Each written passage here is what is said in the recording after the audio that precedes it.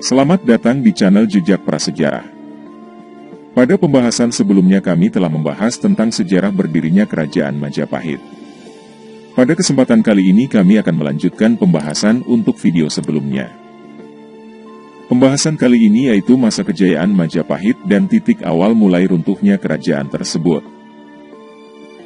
Perkembangan kemaharajaan Majapahit bermula di Trowulan, Majapahit, Jawa Timur, pada abad ke-13, kemudian mengembangkan pengaruhnya atas Kepulauan Nusantara, hingga surut dan runtuh pada awal abad ke-16.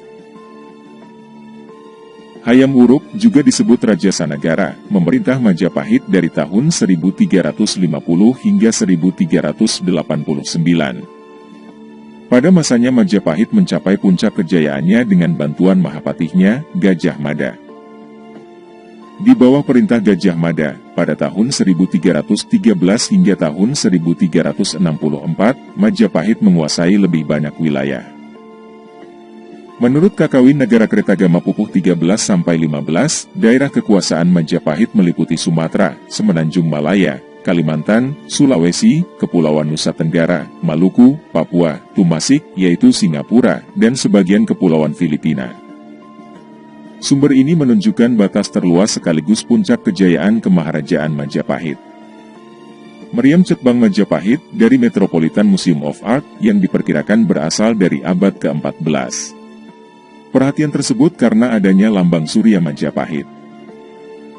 Namun, batasan alam dan ekonomi menunjukkan bahwa daerah-daerah kekuasaan tersebut tampaknya tidaklah berada di bawah kekuasaan terpusat Majapahit, tetapi terhubungkan satu sama lain oleh perdagangan yang mungkin berupa monopoli oleh raja. Majapahit juga memiliki hubungan dengan Champa, Kamboja, Siam, Birma bagian selatan, dan Vietnam, dan bahkan mengirim duta-dutanya ke Tiongkok. Selain melancarkan serangan dan ekspedisi militer, Majapahit juga menempuh jalan diplomasi dan menjalin persekutuan. Kemungkinan karena didorong alasan politik, Hayam Wuruk berhasrat mempersunting Citra Resmi atau Pitaloka, putri kerajaan Sunda sebagai permaisurinya. Pihak Sunda menganggap lamaran ini sebagai perjanjian persekutuan. Pada tahun 1357, rombongan Raja Sunda beserta keluarga dan pengawalnya bertolak ke Majapahit mengantarkan sang putri untuk dinikahkan dengan Hayam Wuruk. Akan tetapi Gajah Mada melihat hal ini sebagai peluang untuk memaksa kerajaan Sunda takluk di bawah Majapahit.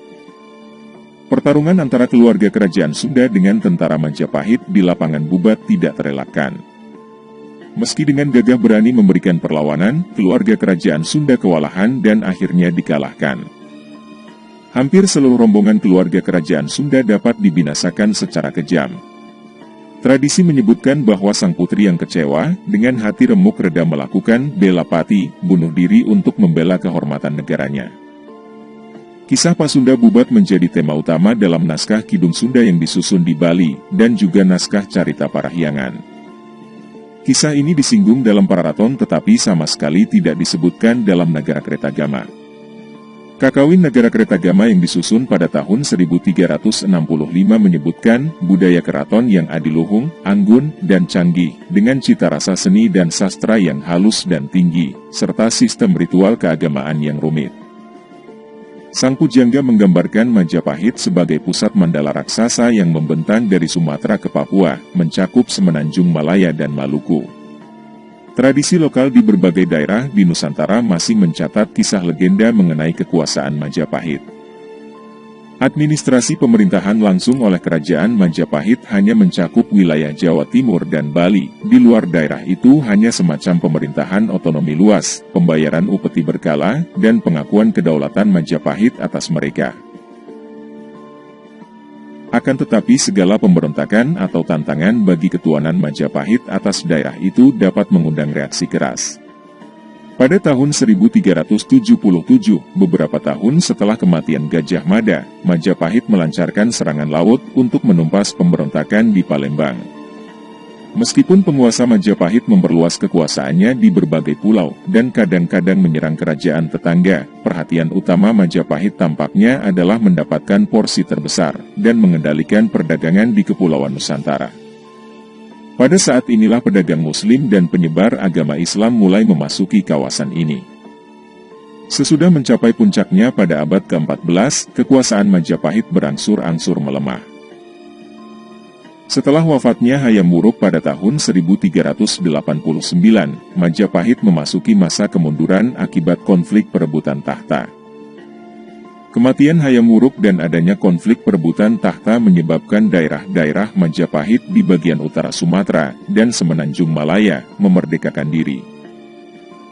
Di mana Semenanjung Malaya menjadi daerah kekuasaan kerajaan Ayutthaya hingga nantinya muncul Kesultanan Melaka yang didukung oleh dinasti Ming.